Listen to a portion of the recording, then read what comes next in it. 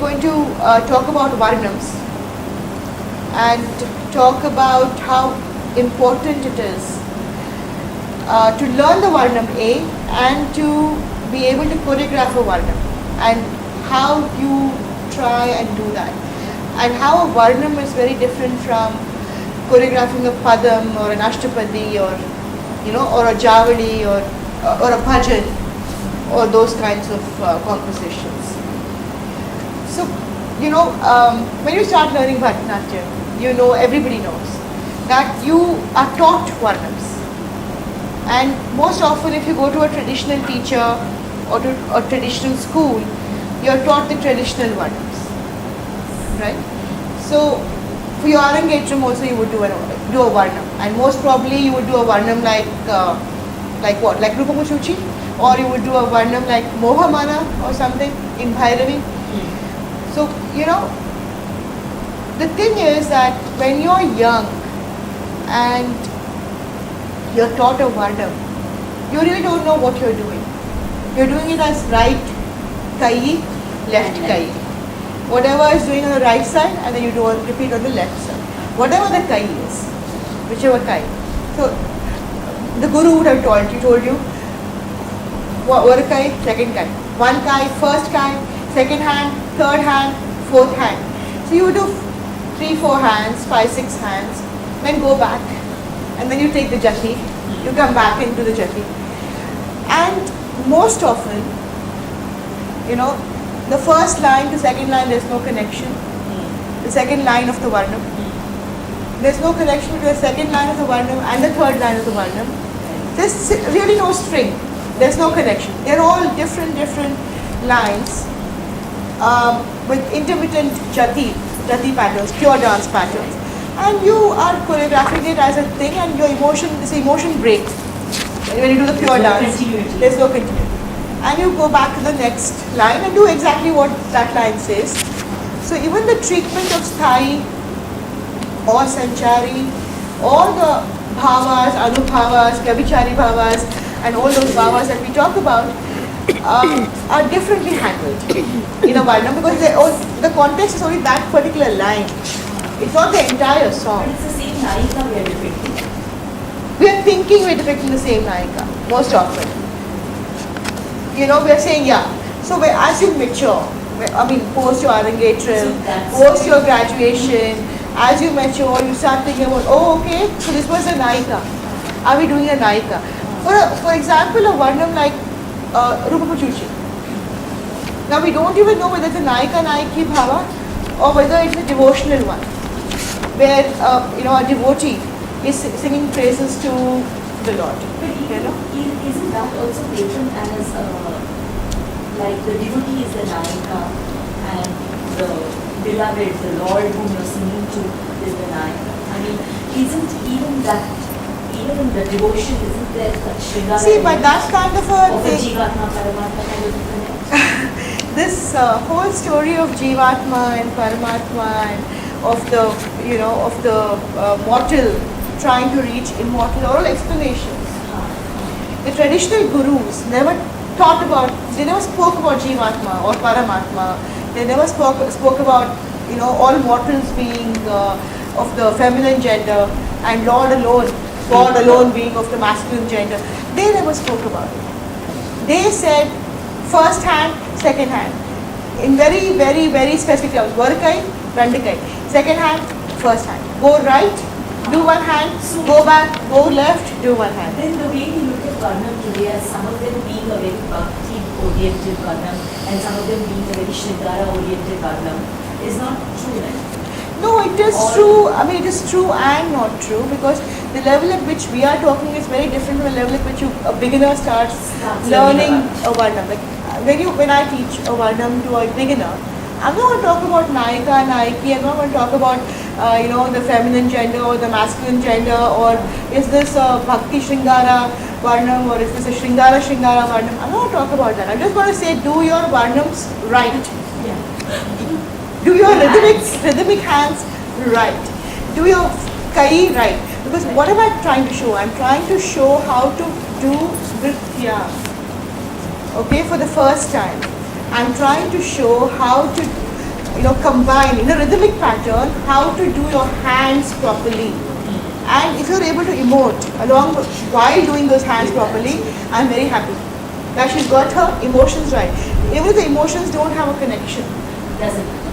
it matters now. I'm saying it does not matter at the age of the beginner, for a child, until you're about 10 years, 15 years into dance. You seriously would not have thought about that at all. Let me just demonstrate a couple of varnams that we're taught. One of the classic varnams that you are taught, is Mohamana in Bhairavi Raga. Yeah? Rupak Tada, Mohamana, and the reason I'm doing Mohamana is that it is, nobody knows whether it's written by Tanjore Quartet or not.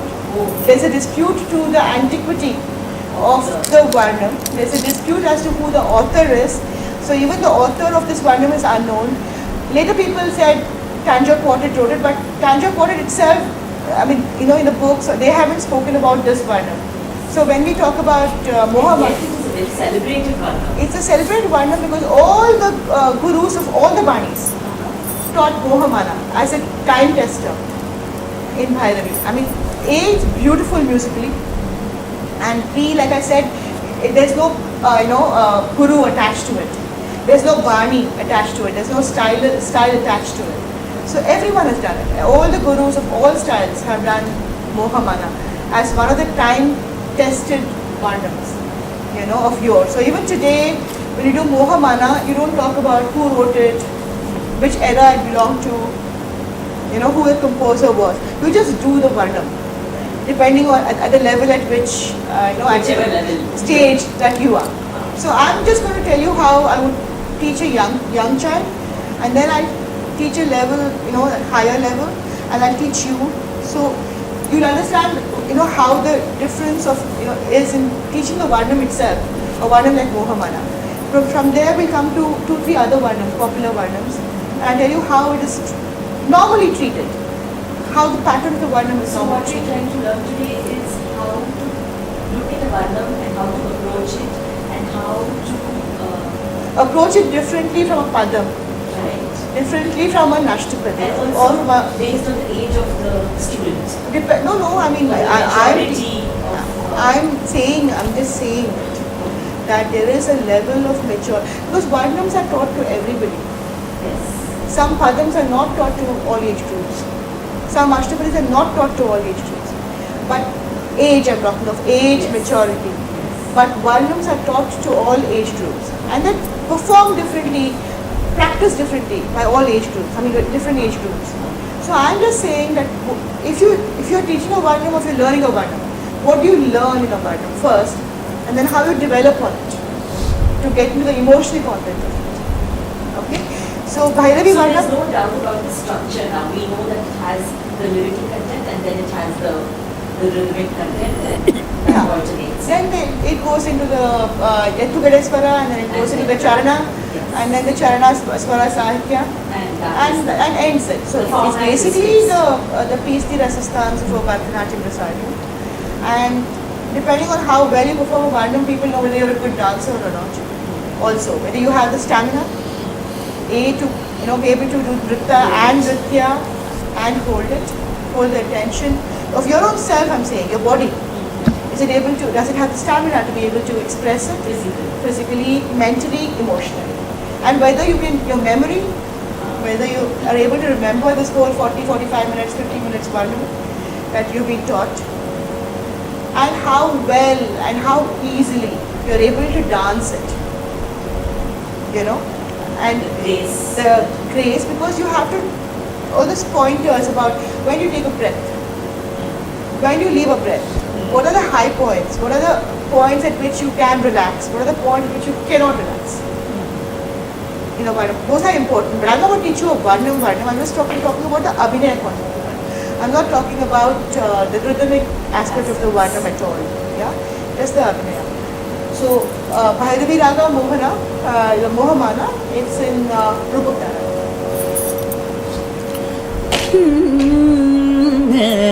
Let's listen to the song.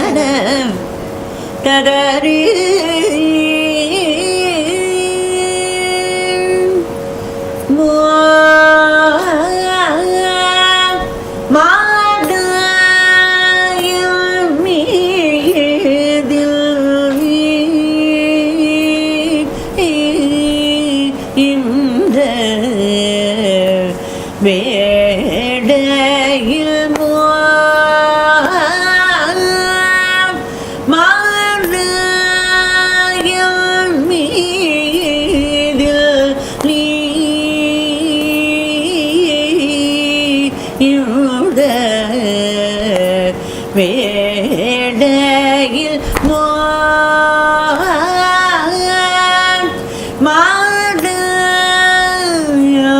மீதில் நீட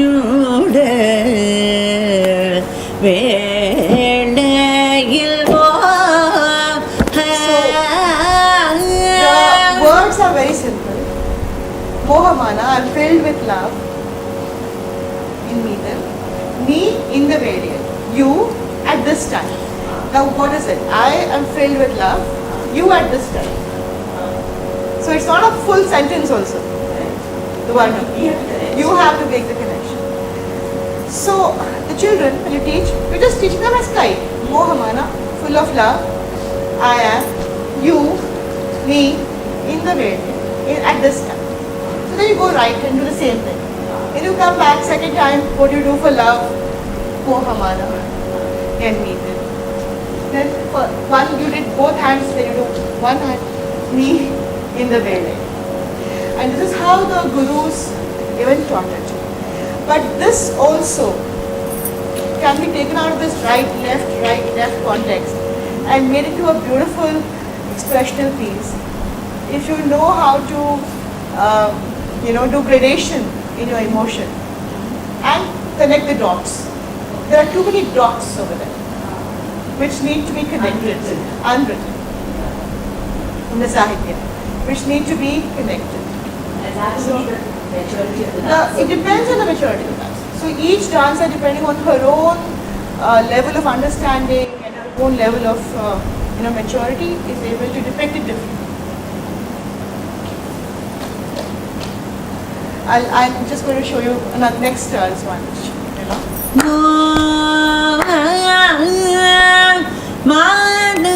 மாடையில் மீதில் நீட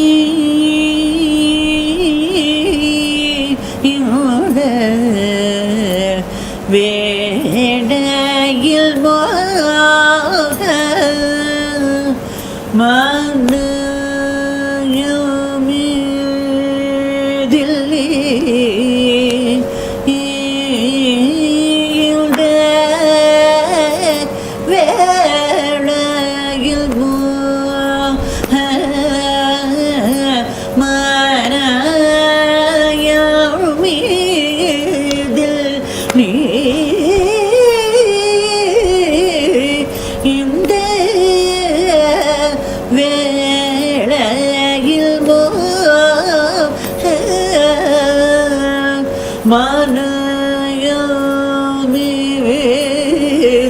நீந்த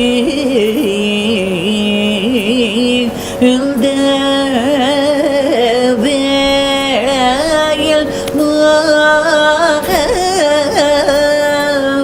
மனதில் நீந்த வேளையில்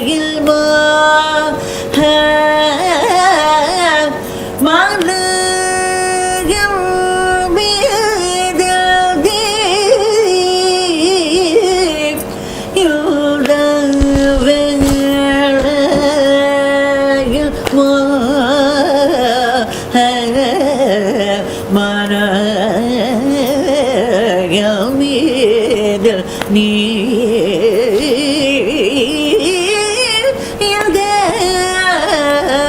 வேளையில்.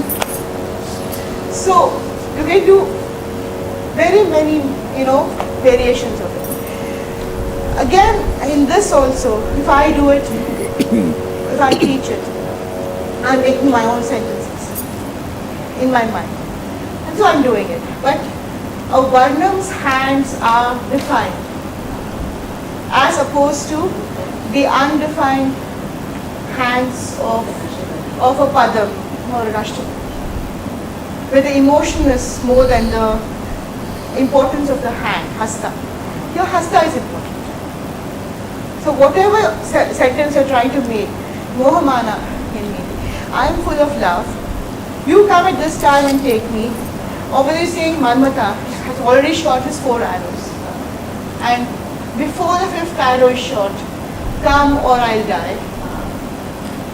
You know, so these are again metaphors, alliterations, expansions that the dancers do depending on the way in which they do it.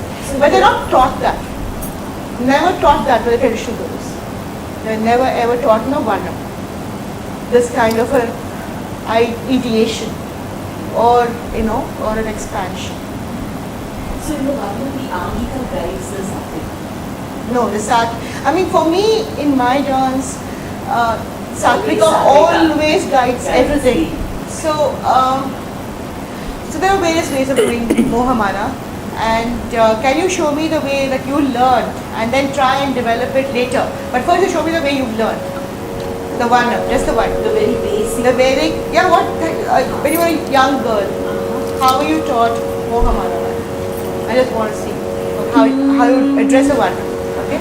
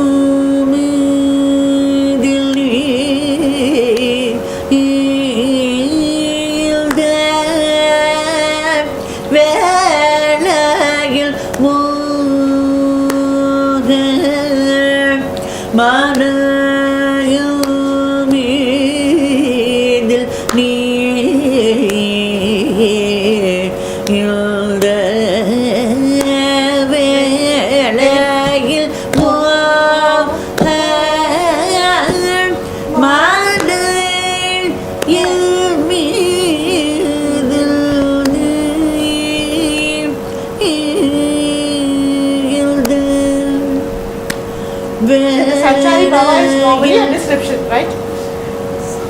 What's a Sanchari Bhava you've been taught for this? You go back.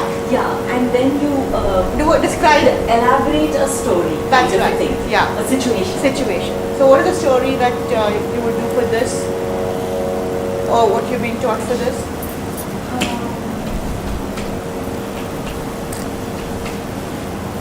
We talk about the love that she's feeling for him and him being very arrogant and not reciprocating that for her, and how she is trying her best to be nice to her. Yeah. But there are Varnams, there are lots of Varnams, traditional Varnams, where once you go back, you do the story, which is independent of everything else. For example, in Mohamana, when I was taught, I was taught about Shiva, and on Mount Kailas, he's residing over there. Oh. Yeah, and That has nothing to do with her pining at all. No, then I'm here So then what am I doing? How do I go? Then I take flowers, I take this, then I go, then I try to climb up the thing, Kailas, and then I try to put flowers on him, when I'm doing. And I'm hoping that Manmata will strike his arrow like he did when Parvati was doing the same thing. But of course there's no Manmata and nobody comes. And so what do I do now? There's no Manmata. That was the Sanchari that I was taught. Okay. And then I started thinking about it and I said, not a bad Sanchari, if you do it properly. I mean, of course I can't go to Mount Kailas, but we can contextualize it and, bring him here. And then the idea can be done with our, thought process and incorporate it. There are other Varnams, like for example, Rupakushuchi, very first line mantra. So if you see that Varnam, you don't even know whether it's a Nayika Nayaki Bhava or whether it's Bhakti. Whether the person who is addressing the Lord is a devotee or whether it's a Nayika. In, Virod Kandita or Vipralabdha Shringara Nayika, whom we usually we're depicting, the Nayika in waiting, we say. Varnam, the moment we think of a Varnam, we're looking at that. Virod Kandita. Yeah, Virod Kandita Nayika who's in waiting. But in an item like Rupakushuchi, you don't even know how to fix it because it can be a devotee pining for Lord, which is how everybody used to do it. When they didn't want to show too much Shringara, they wanted to wipe away Shringara and erotic love from dance. They started doing Rupakushuchi. So it's easy to, de-gender it, to break down the gender in that and to make it a devotee. Was it also when boys were taught to dance? No, I think there was a time in the history of dance when, people did not want to show eroticism on stage. They thought that the Britishers didn't like it, and it was a product of the Victorian era, and they did not want anyone any lyric that was explicit or that had any explicit words in it or anything explicit to do with Shringara. So they kind of, took away all that kind of content and sterilized the entire thing. So an item like Rupakushuchi was easy to sterilize, as opposed to Sakya Indrajala, another famous Varnam of the Tanjore quartet, which they could not sterilize. Because however much you try, there's a Sakya over there, and there's a Nayika in Vipralabdha Shringara, I think. So she's waiting, so you can't then, sanitize it too much. You can do it through movements, but you can't take away the lyrics and wipe it out. And the emotional content of the That's lyrics right. had to be Maintained. So Rupakushuchi. Rupamu Juchi Valachi Vachi. Simple. I'm seeing your Rupa, your form, my heart and Rupamu I'm looking at your form and I'm filled with faith. I'm filled with devotion, Bhakti Shringara. So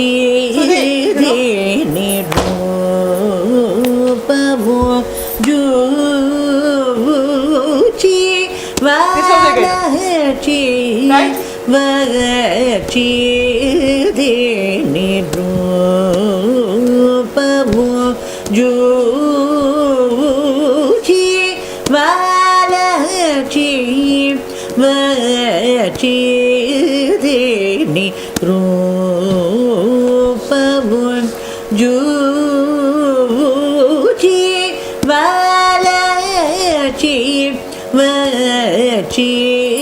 That's a famous one, right? So basically what I'm trying to say is there are Varnams like this, which then everybody learned, a whole generation of dancers, and they start talking about Jivatma and Paramatma, about dance being the way of reaching, the moksha or the Paramatma. While the earlier gurus never spoke about it. They just treated dance as dance, per se. There were no, hula baloo and all these fancy kind of explanation about dance. Are you doing the dance well or not? That was their only consideration. But when thinkers or people who were educated came into the dance field and they wanted to wipe away some content, do some content in a different kind of, in a different context, they started talking about the metaphysics of dance. That we're all mortals, we're trying to reach, immortal Lord. So every person on earth is the feminine gender, while God alone is the masculine gender, and things like that. And so this Varnam, especially Rukmuchuchi, was done for like 2-3 decades by dancers in that context, as that context. When the dancers realized that there was something missing, because bhakti is part of Shringara. If you are in love, so deeply in love, so Then you are intensely in devoted. love, you are devoted. And I don't see a dichotomy in that. And I don't see a certain, like people say, a schizophrenia in that feeling. So if you're a feminist, you're a beautiful woman earning, you're independent, you're educated, how can you wait and pine for your man forever? Why not? That's what I'm saying. So why not? Right? But why yes also? You have to first of all answer why yes, to be able to answer Clearly, why not. So a lot of dancers, did not know what to say. And so they said, no. So we're not waiting for any ordinary man. We're waiting for that Lord Nataraja. We're waiting for that Subramanya. We're waiting for, Sumasayika, the one who sleeps on the serpent, Vishnu and all. Depending on what the Varnam, was dedicated to, which god the Varnam was dedicated to. But I said, when I could say, and I still feel, that bhakti is part of Shringara. There's no shame in Shringara. There's no shame in expressing and being explicit about love. Because if you're truly in love, if your intent is pure, your mind is pure, your body is pure, and your mind, body and soul, you want this person, you want to be with this person. Whether he be God, whether he be man, you're devoted to him. You will do things for him because it gives you joy to do things. And probably the reason why there are so many songs where the woman is waiting and doing things for man, setting his food, table, flowers and all that, is because there were more women dancers and less men dancers. So more poems got written for women.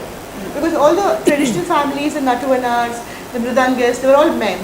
And the dancers, the Devadasis, the dancers, were women. Beautiful, robust, beautiful women. So probably it got written, more songs are available for women because women were the dancers and the men were the Natuvanas. But there are so many songs, you know that. Where the man is also pining, the man is waiting, the man is feeling bad. So I don't think there's a contradiction, is what I think. I think love is not fixed to a gender. Men and women can have the same kind of That's reaction. exactly what I'm saying.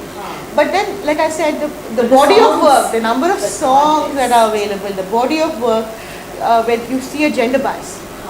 You see women pining, women waiting, women weeping, women crying. It's because the songs were written for women. But if you're in love, and your lover is not with you, and you are waiting for him, you are thinking about him. What is wrong in that? When you're eating, you're thinking about him. When you're singing, you're thinking about him. When you're dancing, you're thinking about him. And it can be the same for a man. or For a woman. man also. So isn't it also then how the Ardhanarishwara, that there is a man in a woman and a woman in a man, and it's all the same? I wouldn't take this to any other plane, No? not a Varnam at all, unless you are doing a Ardhanarishwara Varnam, like we do in No, but Hamsa I'm and saying Nandi, as an emotionally. No, emotion. There is No, I mean, see the yang. Veera in a woman and there is the kind of... No, but I'm saying yin yang theory is for all times to come, right? It's not got nothing to do with gender. But I'm dealing with a Varnam now. And while dealing with the Varnam, I'm not going to bring in this Ardhanarishwara concept unless the song talks about Ardhanarishwara. Like we have a song that talks about it. The newer songs where you have newer poets who write it. So, we would probably. So I think in the next class, I will take one of my most favorite Varnams, the Velanam Poshaladi, Vachaspati Varnam, and I would like to teach you the 4 lines, the first 4 lines of that Varnam to show how it's different from the treatment of a Padam. Okay? So, would you do a Namaskara?